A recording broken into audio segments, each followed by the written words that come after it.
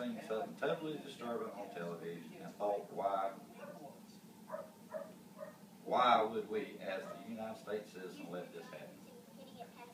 Let's say it's something devastating like Hurricane Katrina, or maybe something as simple as paving a local road that is full of potholes. You have the constitutional right to invoke change in not only your local community, but also on a national level. I am talking about your right to vote. According to Democrats, 51 million eligible Americans are not registered to vote. That number represents 1 in 4 of us, and 41% of the 51 million are aged 18 to 24 years old. Only 39,000 of those aged 18 through 24 actually voted in the 2012 election in Georgia.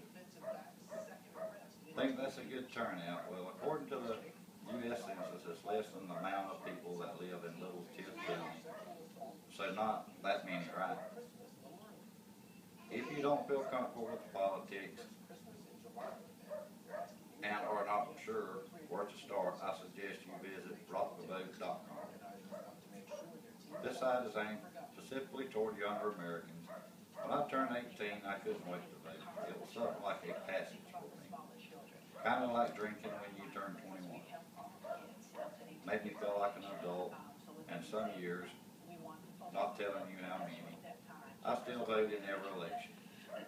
My candidate or bill may not pass or win, but I feel it is my right as being a citizen of this country. Maybe you think that it doesn't affect you. Think again.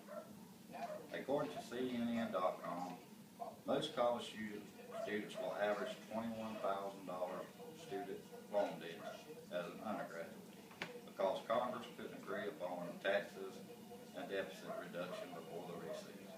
As of July 1st, your Stafford loan interest will double from 3.4% to 6.8%.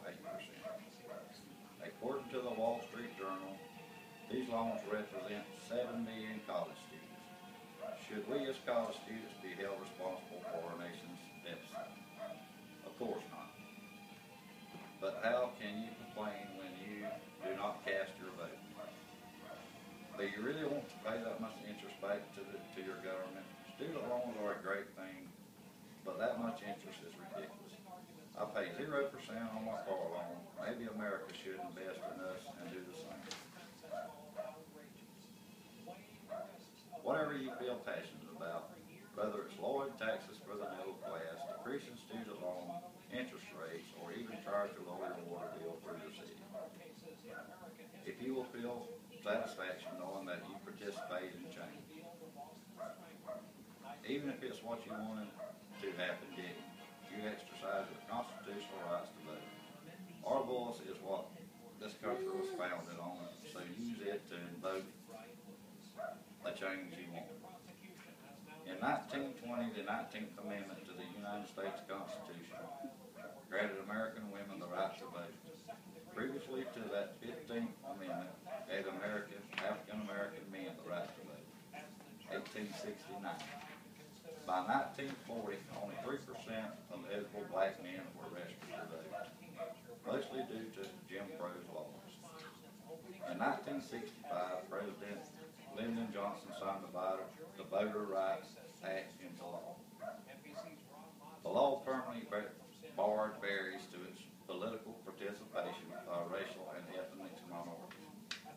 It's prohibited for any election practice that denies the right to vote on account of race. People such as Susan B. Anthony, Martin Luther King, Elizabeth Stanton fought for what we have at our fingertips today. Yet only 1 in 4 of us are registered to vote. Only 54% of registered voters actually voted in the 2012 election. The possibilities for our towns, cities, and country are endless if we just vote for the changes that we so desperately need and want.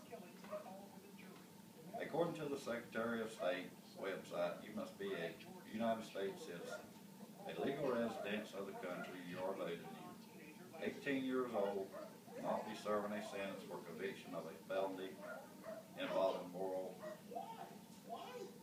turpitude, and not been found mentally incompetent by a judge. Most of us meet the criteria and therefore can go to the Georgia Secretary of State website and register to vote. It is that easy. You simply fill out this form, print it, and mail it. The state even pays the postage.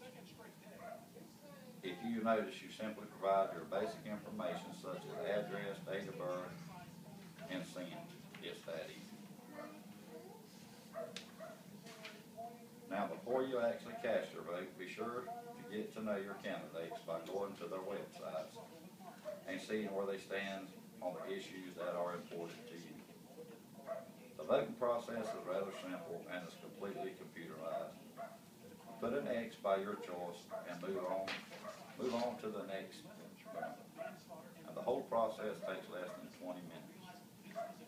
Polls are open on election day from 7 a.m. to 7 p.m.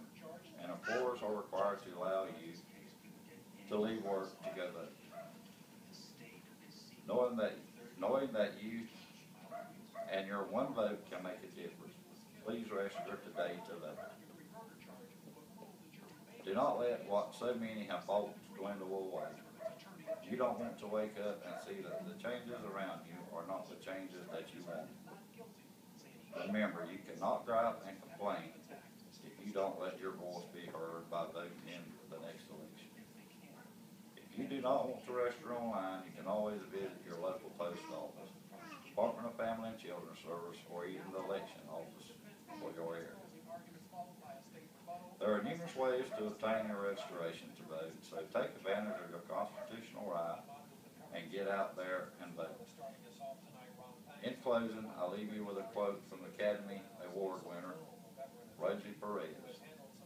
I am going to vote because I believe in an America that provides liberty and justice for